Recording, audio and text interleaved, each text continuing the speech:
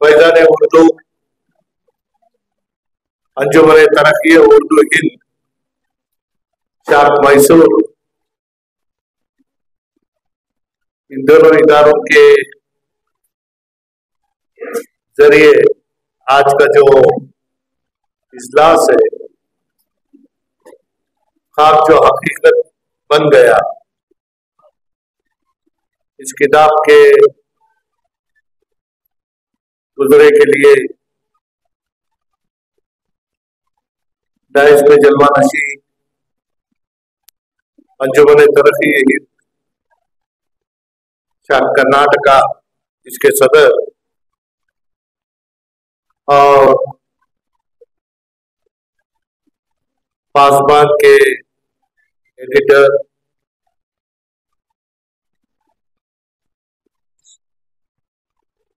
मेरे निहायती करीबी ताल्लुकात बुजुर्ग जनाब उबैदुल्लाह शरीफ साहब, प्रोफेसर सैयद अकील अहमद साहब, प्रोफेसर मसूद सिराज साहब, जनाब उबैद मुनव्वर साहब, डॉक्टर अनीस अहमद साहब, बुजुर्ग और दोस्तों, प्यारी माँ बहनों, आज जिस मकसद के साथ आप और यहाँ जमा हुए, जिनका ख्वाब हकीकत बन गया और इंशाअल्लाह हफ्ते का दिन फिर एक सफर उनका तय है। उम्मीद है कि और एक सफरनामा हमारे सामने करीब आने वाला है। तो सबसे पहले मैं जनाब मुबिना मुख्तार साहिबा को मैं दिली मुबारकबाद पेश करता हूँ।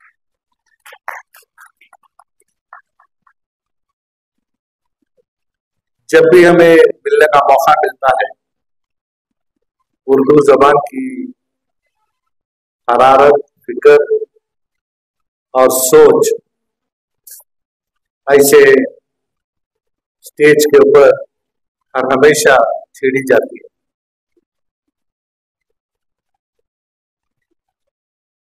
सदर की तकरीर ये बड़ी आसान एक तरकीब है कि जितने लोग जो कहें उसको फिर से आपके सामने दोहराना पड़ता है।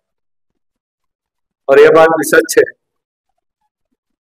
कि बहुत सारे लोगों का ये कहना है और ये हमारे सामने हकीकत भी है कि खानदान में सबसे छोटा लीडर होना जरूर है। और इसी तरीके से किसी इजलास के सदारत को सौंपना भी है एक जुल्म के ना सजा से कम नहीं। तो इस वजह से जनाब प्रोफेसर डॉक्टर अकील अहमद साहब ने एक ऐसे तरफ को छेड़ा है, ये ऐसी बात नहीं कि इस फिक्र को लेकर शहर मैसूर में बहुत सारे ऐसे तालिम याफ्ता हैं और फिक्र के साथ मेरे साथ जुड़कर भी काम कर रहे हैं, जिसमें डॉक्टर अकील अहमद साहब भी हैं। उनके इन मशवरों को लेकर जिस तरीके से जो चीज बेहतर की जा सकती है, इसकी कोशिश भी हम कर रहे हैं। डॉक्टर अकील अहमद साहब ने आप तमाम के सामने न्यू एजुकेशन पॉलिसी की बात भी रखी। एक तरक्की याफ्ता मुल्क यार हमेशा कहा जाता है कि ना जब तक है ना हमें अपने आप में सुधार लाना नहीं चाहते तो अल्लाह की मदद भी हमारे साथ नहीं रहेगी। शायराना अंदाज में बहुत सारे शायर कह सकते हैं, मुझे वो कहने में थोड़ी दिक्कत भी होती है, लेकिन ये अल्लाह का लाख लाख शुक्र एहसान है कि बावजूद 2014 से अब तक मुसलसल 11 साल तीसरी मर्तबा मरकज में बीजेपी की हुकूमत आई। 2016 और 18 के दरमियान मुझे रियासत में वज़ीर तालीम के हिस्से से खिदमत अंजाम करने का मौका मिला है। उसी दौरान न्यू एजुकेशन पॉलिसी हमारे सामने बन रही थी। मेरे डिपार्टमेंट के जितने ऑफिसर्स थे, जिसमें हमारे सेक्रेटरी अजय सेठ थे, सर्व शिक्षण अभियान के प्रोजेक्ट डायरेक्टर जनाब जाफर साहब थे, मेरे साथ बहुत सारे ऑफिसर्स जिसमें सीपीआई के हैसियत से, कमिश्नर पब्लिक इंस्पेक्शन की हैसियत से सौजन्या थी। उसके बाद हमारे साथ शिका रही जो आईएएस ऑफिसर है। इन तमाम को लेकर मेरे जो तालमेल के साथ थे, ये बड़े इत्मीनान से मैं बात कह सकता हूं कि बावजूद के बीजेपी हुकूमत मरकज में थी, लगभग 60% न्यू एजुकेशन पॉलिसी का हिस्सा रियासत कर्नाटक से हमने दिया। जैसा आपने बताया कि 3 साल और 6 साल का जो सिलसिला है, ये हिंदुस्तान की आजादी के 75 साल में हमारे दस्तूर आइन में तालीम की अहमियत को लेकर फ्री एंड कंपल्सरी एजुकेशन, इसमें यह कहा गया है कि 6 to 14 ईयर्स का है, 6 साल से नीचे का जो तालीमी एतबार से जो सिलसिला है, इसे दस्तूर आइन में कहीं इसका जिक्र नहीं। जब मुझे वजीर तालीम के हैसियत से खिदमत करने का मौका मिला, तो इस बात को मैंने छेड़ा हुकूमत के सामने कि उसी दौरान हमारे सामने बहुत सारे किंडरगार्टन स्कूल्स जो किड्जी या दूसरे नामों से जो शुरू हुआ, या बेबी सिटिंग, किंडरगार्टन, मुख्तलिफ नामों से हमारे सामने जो कुछ भी आया, मुल्क हिंदुस्तान के रियासतों में कर्नाटक एक वाहिद रियासत है जहां पैदा हुआ बच्चा, वहां से 3 साल के लिए एक कानून हमने बनाया, 3 साल से 6 साल का कानून एक बनाया, और 6 साल के बाद मुसलसल तालीमी कानून को है ना आगे बढ़ाने का काम किया। क्योंकि बच्चों के ऊपर जिस तरीके का एक तरफ बच्चों के साथ जो ज्यादती हो रही थी, खासतौर से सेक्सुअल अब्यूज छोटे बच्चों के साथ, इन चीजों के मद्देनजर हमने कहा कि ना किसी भी एतबार से अगर कोई उसे किसी शक्ल से, स्कूल के शक्ल में या क्रश के शक्ल में या बेबी सिटिंग की शक्ल में जो भी चीज शुरू करे, उसको परमिशन लेना लाजमी। बहुत सारे यहाँ हमारे पास असातिज़ा है और उनको है ना एजुकेशन डिपार्टमेंट के कानून से वो भी वाकिफ है। कहीं भी तालीमी इदारों का है ना जिक्र एजुकेशन एक्ट में है, लेकिन उसकी तफसील हमारे सामने नहीं। The definition of what a school is, what a classroom is, ये कहीं भी है ना डिस्क्राइब किया गया है। तो हमने इसको कहा कि है ना प्राइमरी एजुकेशन के लिए कितनी जगह होनी चाहिए, कमरों का है ना किस तरीके का है ना उसका मेजरमेंट क्या होना चाहिए, बच्चों की तादाद के हिसाब से है ना बेडरूम के लिए कितने होनी चाहिए,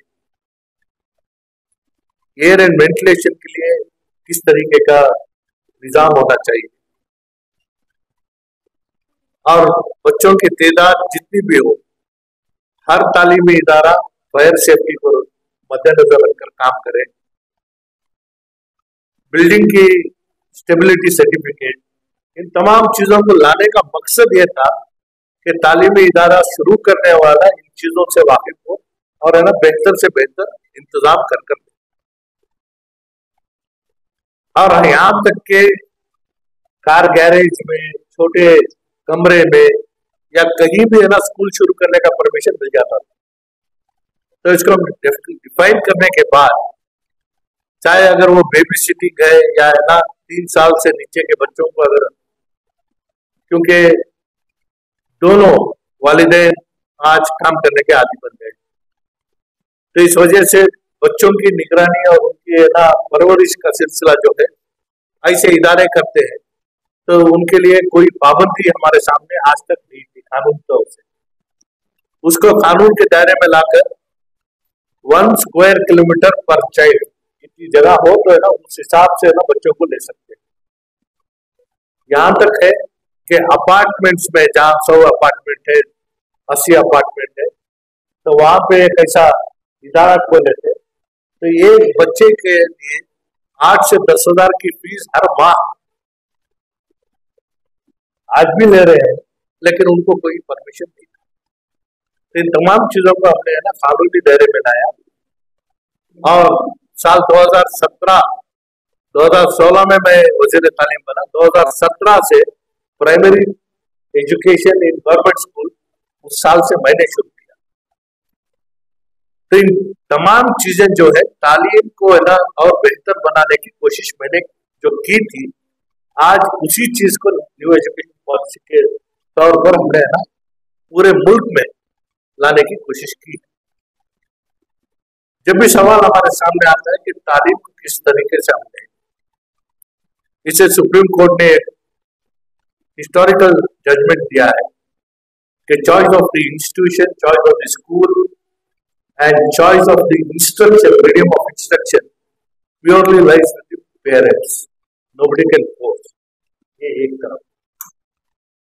हाल ही में हमारे सामने एक हिस्टोरिकल जजमेंट हमारे सामने आया कि उर्दू जबान ये मुसलमानों की जबान नहीं है, एक हिंदुस्तान में पैदा हुई जबान। ये दोनों चीजें हमारे सामने। तीसरी बात यह है, जब हम इसको कहते हैं कि ना उर्दू हमारी मादरी जबान है और ये चीज को भी हम मानते हैं कि माँ की गोद जो है वो पहला मकतब है, तो जबान सिखाने की जिम्मेदारी किसकी? ये सवाल हमारे सामने। चौथा सवाल ये है कि हमारे बच्चों को है ना उनका मुस्तकबिल किस तरीके से हम बनाएं। जबान उर्दू में उबैदुल्लाह शरीफ साहब ने कहा कि उर्दू का जन्म लखनऊ में हुआ, लेकिन हम जाने के बाद वहां कहीं भी उर्दू नजर नहीं आई। आज हमारे बच्चे अगर उर्दू स्कूल में तालीम हासिल करते हैं, उर्दू मीडियम में, क्योंकि I appreciate doctor Akeel Ahmad, उनके तकरीर के दौरान the choice of word was very clear. Urdu as a language, Urdu as a literature, Urdu as a culture. Nowhere he emphasized the need of Urdu as a medium of instruction, except in the last few sentences. Urdu as a language I appreciate. जन्म की आदत जनाजे तक नहीं जाती, ये मौरा जो है ये हकीकत है। जो चीज बचपन में सिखाया जाता है वो बच्चा है ना अपने जिंदगी भर उसको है ना साथ लेके चलता है। जबान उर्दू को है ना किस तरीके से हम उसकी तरक्की करना है, बच्चों में किस तरीके से उसको अमल में लाना है, या हमारे ऊपर। लेकिन बच्चों का मुस्तकबिल, एक जमाना हमारे यहाँ 4700 उर्दू स्कूल थे, रियासत कर्नाटक में 4700 उर्दू स्कूल थे, जो आज घटकर सिर्फ 2226 है। Correct me if I am wrong. 4700 Urdu school के आवाज में सिर्फ 123 हाई स्कूल, 123 हाई स्कूल के आवाज में सिर्फ एक पीयू कॉलेज उर्दू मीडियम में है। और इनका भी हाल ऐसा है कि उर्दू पीयू कॉलेज होने के बावजूद वहां दाखिला लेने के लिए कोई नहीं आता। मुझे इस बात की फिक्र भी थी और इस चीज को छेड़ना मुनासिब भी नहीं समझा। इसी लिहाज से मैंने मौलाना आजाद स्कूल 6वीं जमात से अंग्रेजी में शुरू किया, और जहां मैंने ये कहा कि फर्स्ट लैंग्वेज उर्दू रहेगा। अगर बच्चा कन्नड़ा लेना चाहता है तो फर्स्ट लैंग्वेज कन्नड़ा भी दे सकते हैं। लेकिन अफसोस इस बात का है कि मैं मेरे वजारत से बाहर आने के बाद, हुकूमत बदलने के बाद, मौलाना आजाद स्कूल में फर्स्ट लैंग्वेज उर्दू को निकाला गया है। ये इससे पहले भी एक दो इजलास में मैंने इस बात को छेड़ा था और इसकी पूरी जिम्मेदारी अंजुमन तरक्की उर्दू कर्नाटक, इसकी जिम्मेदारी में मैं दिया था कि आप इसको आगे बढ़ाएं और ये तय करें कि ना Urdu first language Maulana Azad school में रहे। और साथ ही साथ 190 पर 8 198 माइनॉरिटी रेसिडेंशियल स्कूल्स है हमारे। इन तमाम 198 रेसिडेंशियल स्कूल्स में दीनी तालीम के निजाम को मैंने आम किया था, उसको भी मेरे विजारत के बाद पूरे तौर से बंद कर दिया गया। जो हमारे हक में है, जो हमारे इख्तियार में है, इसे जब हम नहीं कर सकते औरों से क्या गिला करना। ये हमारे सामने है कि हमारे बच्चों को किस तरीके से आगे बढ़ाना। और मीडियम ऑफ इंस्ट्रक्शन अगर हम उर्दू में भी लाए तो बच्चों के मुस्तकबिल को किस तरीके से बनाने का ख्वाब हम देख रहे हैं। क्योंकि आज जिस मकसद के साथ आप और हम जमा हुए हैं कि ख्वाब जो हकीकत बन गया, ये काश हर किसी के ख्वाब को है ना हकीकत बनते देख सकते।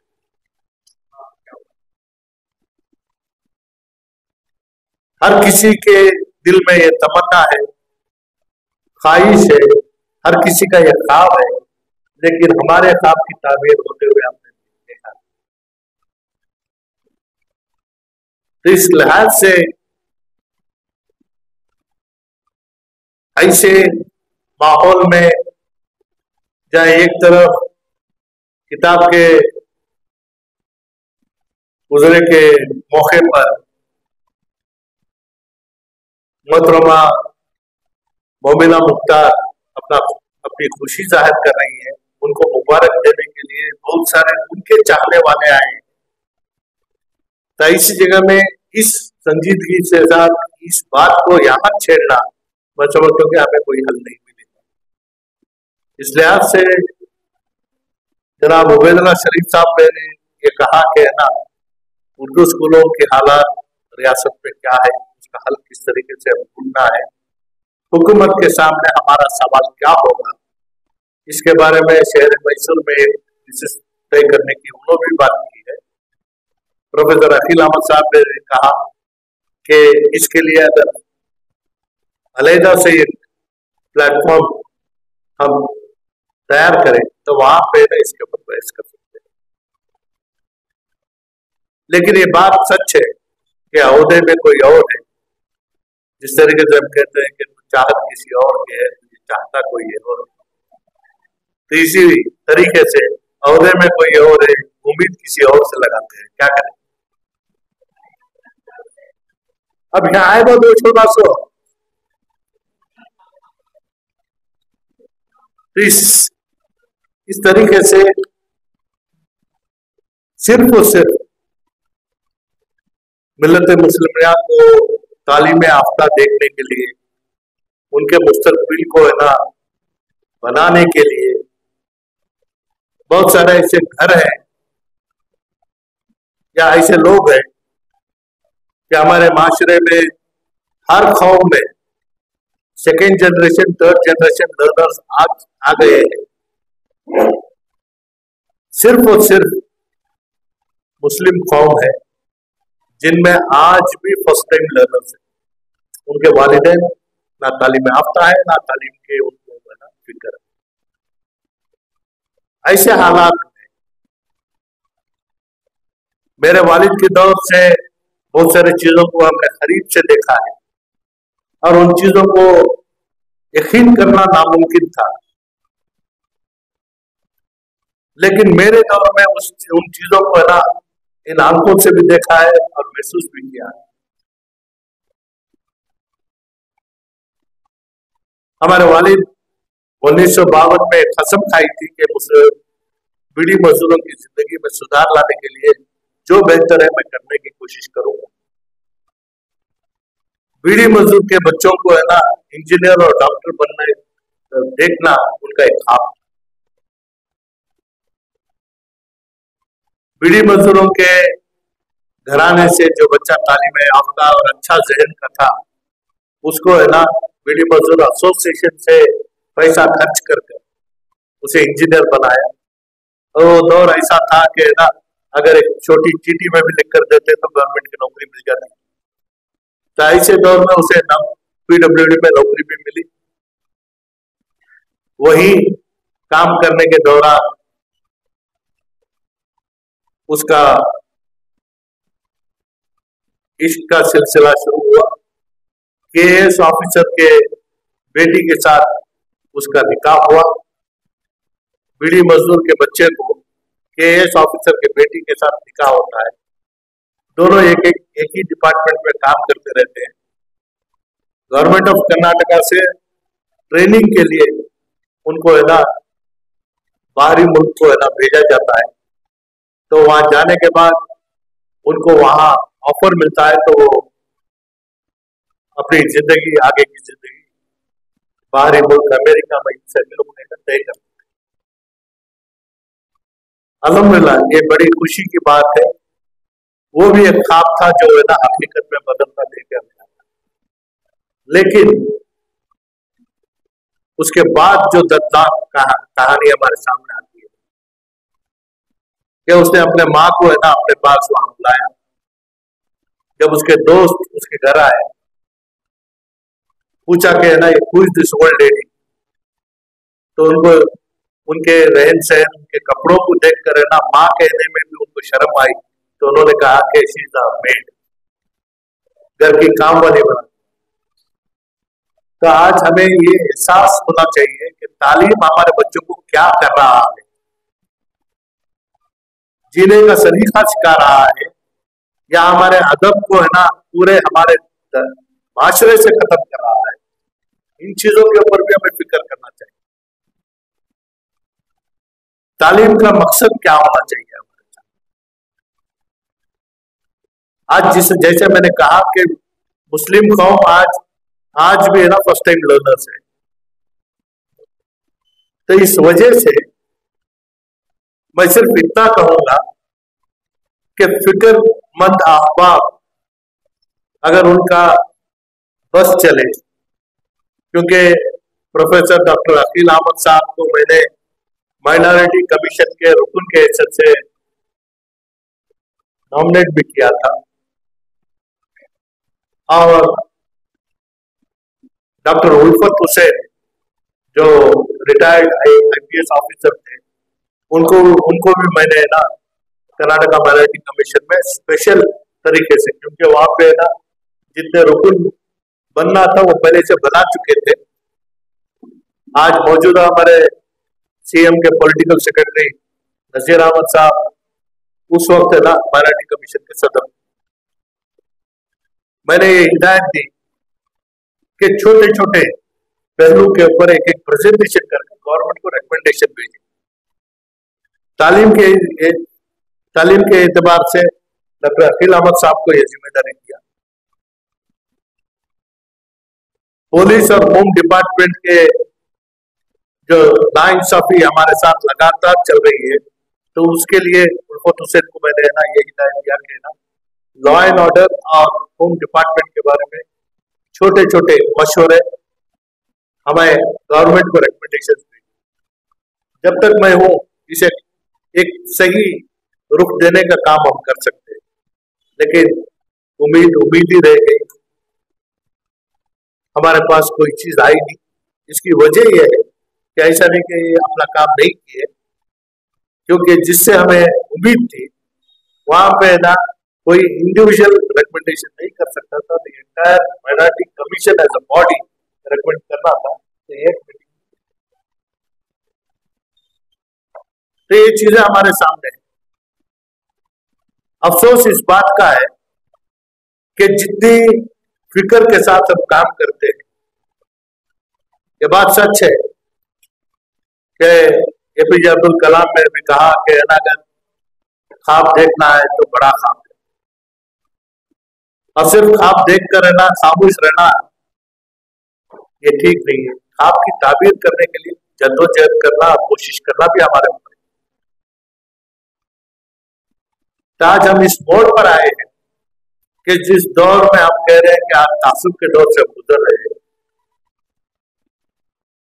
दुनिया के हर कोने में मुसलमान को है ना सताया जा रहा है, हमारे साथ ज्यादतियां हो रही है। अल्लाह कुरान मजीद में भी इस बात को कहा है कि जब अल्लाह का होला इसके ऊपर नाउम्मीद हम होंगे, अगर अल्लाह के बताए हुए राह से हटकर हम चलना शुरू करेंगे तो वक्त के दौर से जब हम गुजर रहे हैं तो जालिम हुक्मरान को हमारे ऊपर नाजिल करने का की बात भी कुरान में है ना अल्लाह खुद फरमाया।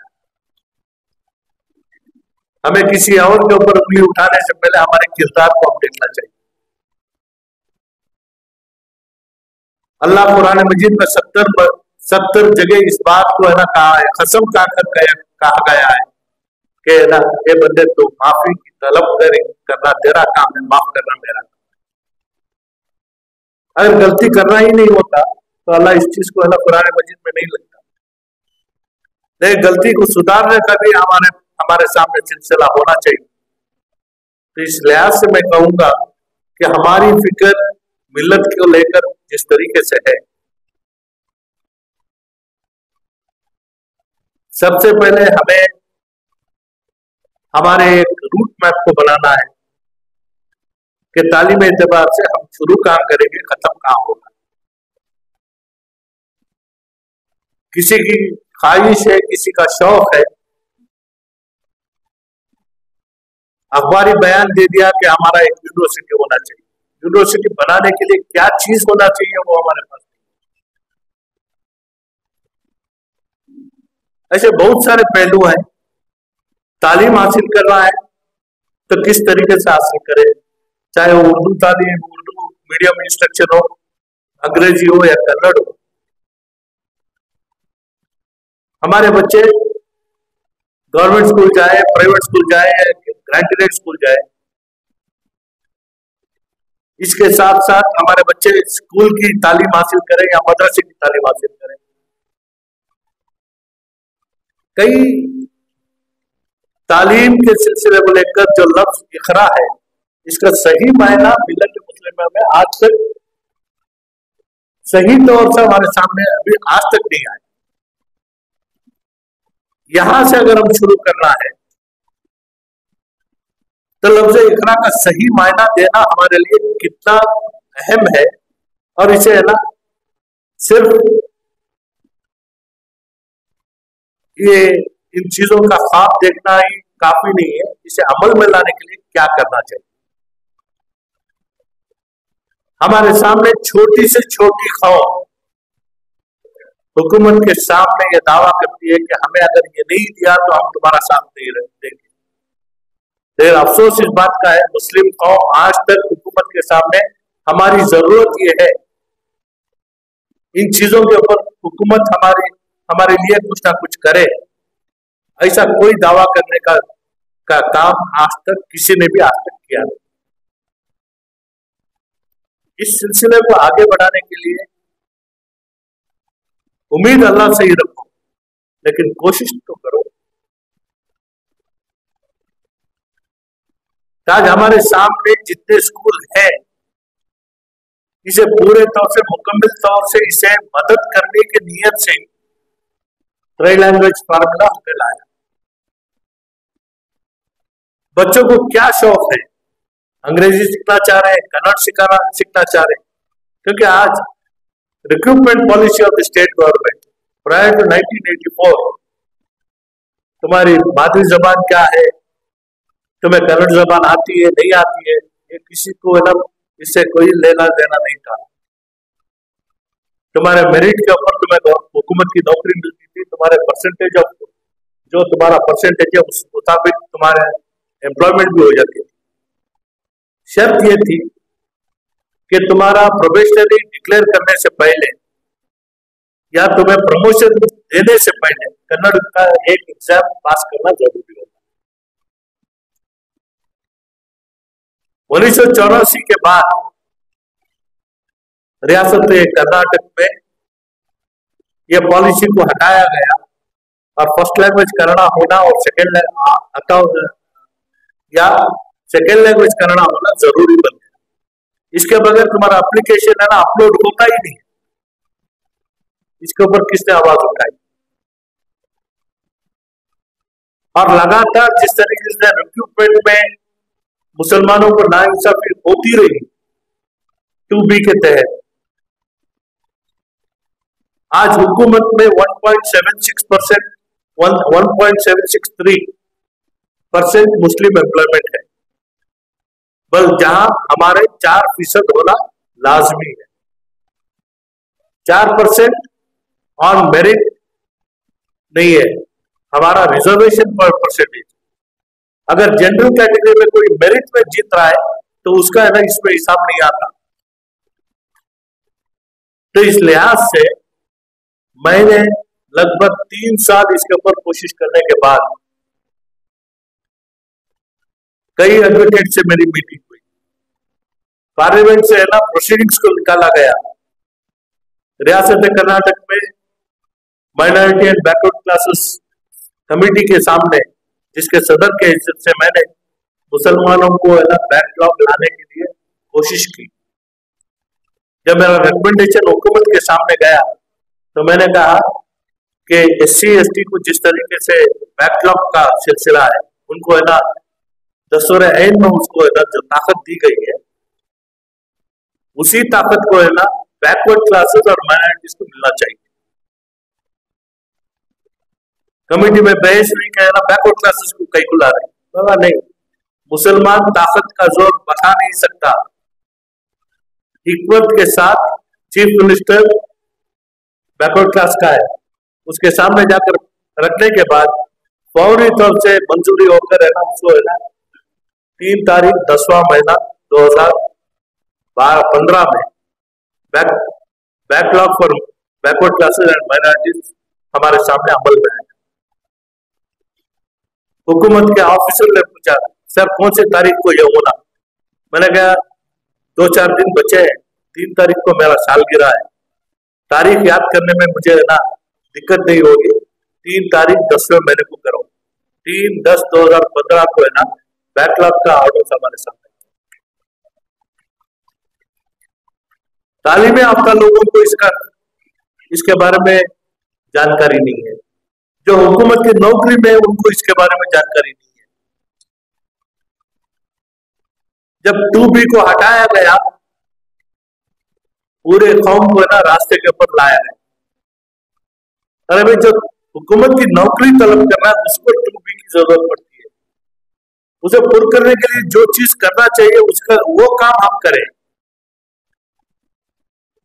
तो अफसोस इस बात का है कि अफवाह के ऊपर हमारे लोग जमते हैं और हकीकत के लिए कोई आने वाला नहीं।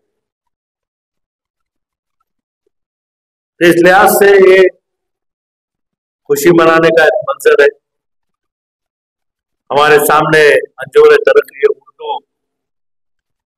जनाब उबैदुल्ला शरीफ साहब सदर के इज्जत से, जनाब मुबीन मुनव्वर सेक्रेटरी के इज्जत से यहाँ है।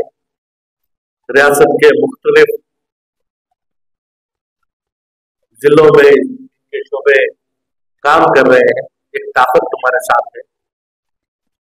तालीम याफ्ता फिक्रमंद अहबाब डॉक्टर अकील अहमद साहब हैं, हमारे मसूद सिराज साहब हैं, डॉक्टर हदीस अहमद साहब को पेशे में डॉक्टर है लेकिन है ना हकीकत को वो भी एक एजुकेशनिस्ट है। तो ऐसे लोगों को साथ रखकर एक ऐसी विशिष्ट बनाया कि हुकूमत के सामने हमारे ख्यालात और हमें किस तरीके से ताकत मिलनी चाहिए। आज उर्दू स्कूल टीचर्स का रिक्रूटमेंट, आखिरी रिक्रूटमेंट 1995 में हुआ था। उसके बाद 30 साल के बाद आज तक है ना उर्दू स्कूल टीचर्स का रिक्रूटमेंट नहीं हुआ। वजह इस बात की है कि हमें उर्दू टीचर्स की जरूरत ही नहीं है।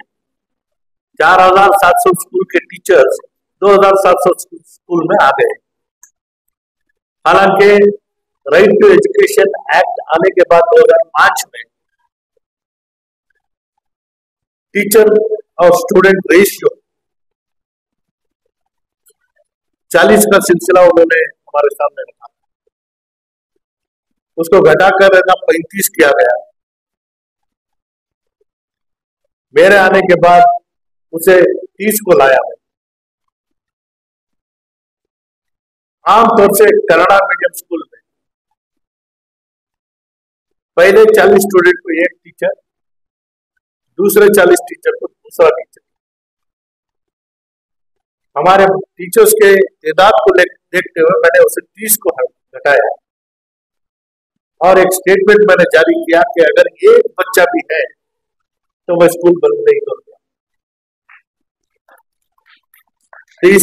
इसके मद्देनजर मैंने इसे फॉर्मूले को नए तौर से मैंने खुद बैठकर बनाया कि एक बच्चे से 10 बच्चे तक एक टीचर, 10 बच्चे से 30 बच्चों को दूसरा टीचर, 30 से 60 को तीसरा टीचर।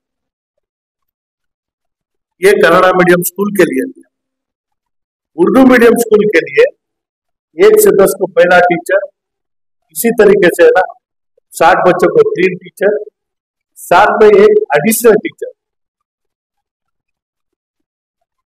तो ये हमारी एक फिक्र ये थी कि हमारे स्कूल्स को जो ताकत दे रहा है वो दें। और ये भी कह दो, क्योंकि आज वज़ीर तालीम के हैसियत से मेरी वजारत को गए हुए 8 साल हो गए। रियासत में लगभग 23,000 school, 23,000 schools with a student strength of less than 30। 30 बच्चों से तादाद से कम होने वाले 23,000 स्कूल हमारे सामने मौजूद है, जिसमें हो सकता है हमारे पूरे के पूरे स्कूल उर्दू स्कूल उसमें ही आते हैं। तो ऐसे हाल में उर्दू स्कूल, ज्यादा वक्त नहीं लूंगा, उर्दू स्कूल अक्सर मुसलमानों के आबादी के दरमियान हमारे स्कूल होते, मुसलमानों के आबादी के दरमियान उर्दू स्कूल होती है। अगर वो उर्दू स्कूल बंद हो गई तो शराब का या जुए का अड्डा बन जाता है, या नहीं तो साजिश के तौर पर बुतपरस्ती का अड्डा बन जाता है। तो इन चीजों को इन आंखों ने देखा है। इस वजह से मैंने कहा कि कैबिनेट के सामने मैंने ये बात को लाया कि जहां कहीं भी उर्दू स्कूल बंद हो रही है, ऐसी जगह में मैं मौलाना आजाद स्कूल शुरू करना चाह रहा हूं। शर्त यह है कि स्कूल की बिल्डिंग और जमीन एजुकेशन डिपार्टमेंट से माइनॉरिटी डिपार्टमेंट को ट्रांसफर होना चाहिए। एक तरफ माइनॉरिटी डिपार्टमेंट को असेट क्रिएशन करके दिया, दूसरी तरफ उन स्कूलों का पूरा इख्तियार हमारे हाथ में लेकर आज रियासत में मेरे वजीर होने तक 200 स्कूल मैंने शुरू किया था। गुज़िश्ता 8 साल में हमारे सामने और 50 स्कूल बढ़ाए। इन तमाम स्कूलों में 6वीं जमात से 10वीं जमात का जो सिलसिला था, आज इन तमाम स्कूलों में 6वीं जमात से 12वीं जमात तक भी हमारे बच्चों को पढ़ने का मौका दिया गया। और ये वो बच्चे हैं जो लोअर प्राइमरी स्कूल में पहली जमात से 5वीं जमात के बाद स्कूल से निकलकर घर में बैठते थे, और ये बच्चे हैं जो 8वीं जमात के बाद स्कूल छोड़कर घर में बैठते थे। ऐसे बच्चों को कंटिन्यूटी इन एजुकेशन के नाम से जो न्यू एजुकेशन पॉलिसी में भी एक चैप्टर है, कंटिन्यूटी इन एजुकेशन। इन तमाम चीजों के मद्देनजर ही मैंने कर्नाटका पब्लिक स्कूल बनाया, जिसमें प्राइमरी से लेकर 12वीं जमात तक एक ही कैंपस में होना चाहिए और एक निजाम में होना चाहिए। तो इस साल बजट में वज़ीर आला चिराना साहब ने मुझे खास तौर से पूछा कि इसमें क्या क्या लाना चाहिए। तो मैंने उनको ये बताया कि कर्नाटका पब्लिक स्कूल के कॉन्सेप्ट में क्योंकि ये कर्नाटका पब्लिक स्कूल रियासत में 256 चल रहे हैं, जो मैंने शुरू किया था, उसके बाद एक भी बढ़ा दिया। इसमें उर्दू KPS होना चाहिए। तो जिससे मेरा मकसद ये था कि बच्चे अगर फर्स्ट लैंग्वेज उर्दू भी ले रहे या इंस्ट्रक्शन उर्दू मीडियम में भी ले रहे, तो KPS में है ना उनकी है ना 12वीं जमात तक है ना बिना कोई दखल उनकी तालीम पूरी होनी चाहिए। तो ऐसे हालात में इस साल के बजट में उन्होंने 100 KPS मादरिಯಲ್ಲಿ उर्दू शालेಗಳ अभिवृद्धि करके 100 स्कूल का दिखाया। तो इन तमाम चीजों को अगर हम देखें तो आज हमारे लिए क्या चीज की जरूरत है, इसे कहीं बात करना बिना नतीजा पाए, मैं समझता हूं कि मैं अपने आप को तसल्ली दे लेना ये ठीक नहीं होगा। इस लिहाज से हमें एक ऐसा काम करना चाहिए, सिर्फ मैसूर से नहीं पूरे रियासत से हमें ना ताकत मिलनी चाहिए। अगर रियासत में ना वजीर तालीम हो या वजीर आला हो या अखिलती बहबूदी वजीर हो, इनसे हमारा कोई है ना ताल्लुक होना नहीं चाहिए। डायरेक्ट दिल्ली से है ना हाई कमांड से है ना अगर हम यहाँ पे है ना इंजेक्शन देने का काम करना है तो हो सकता है कि है ना हमारा काम है ना सही तरीके से इसे रुख देने का काम कर सकते हैं। अच्छा, बहुत सारे पहलू आज, क्योंकि if I go by numbers, higher education में ओनली 0.36% ऑफ हायर एजुकेशन जो डिग्री की है, आज ये शौक बढ़ रहा है। मैं अब यहाँ पे ये भी बात कह दूं कि शहर मैसूर में है ना हायर एजुकेशन डिग्री कॉलेजेस में हमारे पास कोई कॉलेज नहीं है। ये हमारी है ना बदकिस्मती है, ये हमारा रोना था। जिस वक्त हमारे सामने ये हिजाब का मसला हमारे सामने आया, फौरनी तौर से मेस्को ITI के अंदर एक डिग्री कॉलेज हमने लाया। MES एक कदीम इदारा डिग्री कॉलेज चल रहा है। अगर कोई वहां पर जाकर वहां का ना क्या what is your success rate करके पूछे तो मालूम पड़ेगा। अपने मोहल्ले में अपने घर के करीब गवर्नमेंट PU कॉलेजेस मैंने लाया, जहां तुम पूछो वहां पे गवर्नमेंट का ना इदारा मैंने कायम कर दिया। लेकिन हमारे सामने आज क्या है, कौम के बच्चे अपने घर के करीब में पढ़ना नहीं चाहते। उनकी मजबूरी है या उनके ना क्या दूसरे ख्यालात है, हमें मालूम नहीं। जयलक्ष्मीपुरम पटवारी के पास महारानी कॉलेज को जाना पसंद कर रहे हैं, घर के करीब के कॉलेज को जाने के लिए तैयार नहीं। तो इन तमाम चीजों को देखे तो ये सिर्फ इफरादी तौर से मैं बोलूंगा आप बोले, इससे नतीजा हमारे सामने हासिल नहीं होता। कौम जो निस्बत हमें दीनी फराइज के जरिए हमें मिली है, हर जुम्मा खुतबे का सिलसिला हमारे सामने है, मेंबर रसूल से जिस बात को है ना कहना है, अगर इस तरीके से हम उसको आप करने की कोशिश करें तो हो सकता है नतीजा हमारे सामने आ सकता है। यहाँ बहुत सारे हमारे असाइजा जो हमारे रिटायर होकर है ना आज अल्हम्दुलिल्लाह अपने खिदमत को अंजाम देकर आए,